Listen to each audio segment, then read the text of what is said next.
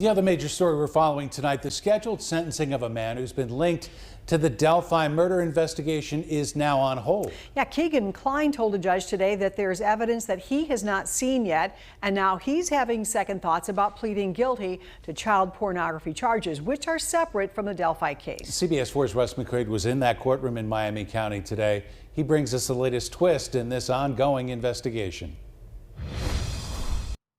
Keegan Kline was set to plead guilty to 25 counts of child pornography and other charges that arose from the investigations into the murders of Abby Williams and Libby German in Delphi in 2017.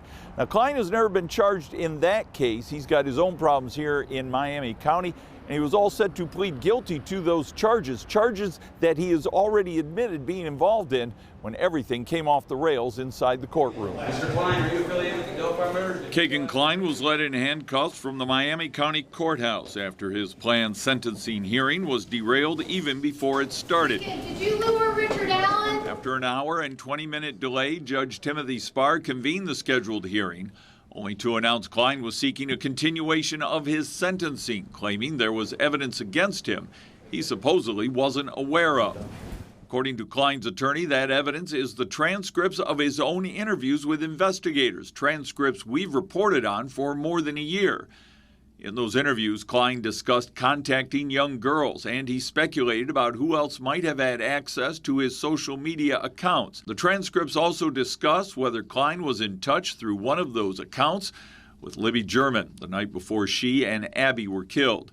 When Kline agreed to plead guilty to 25 counts, it was with the understanding that the prosecutor had an option to seek and the judge could agree to concurrent sentencing, which would amount to time served and a handful of years behind prison bars. But earlier this month, the prosecutor filed a brief calling for consecutive sentencing because the 25 charges cover several crimes, not just one, which could mean decades in jail. Prosecutor, can you tell us why you think this is a delay tactic? No comment today, guys. Thank you. Deputy Prosecutor Jennifer Kiefer told the judge, quote, Keegan Kline wants this to drag out as long as possible. After court, we went to the Peru home Kline shared with his father that was raided by investigators days after the Delphi killings, but there was no answer at the door. Walking out of the courtroom, I talked with Andrew Akey. He is Keegan Kline's attorney. I asked him if before today he was aware that his client was claiming he had never seen the transcripts of his own interviews with state police. Akey said he was unaware of that claim and offered no other comment.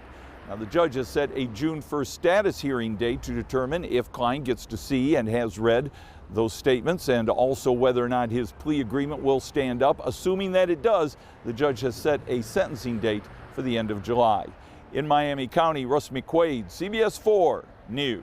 The Miami County Prosecutor's Office issued a statement late this afternoon after today's hearing was delayed, saying, quote, throughout the course of this case, the Miami County Prosecutor's Office has diligently adhered to the principles of due process and provided the defense with timely and comprehensive discovery.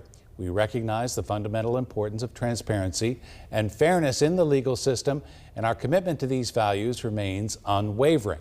Russ mentioned Kline's connections to the Delphi murder investigation. Again, Kline is not charged in that case. This man, Richard Allen, is charged in the Delphi case. He's due in court again on June 15th for a bail hearing.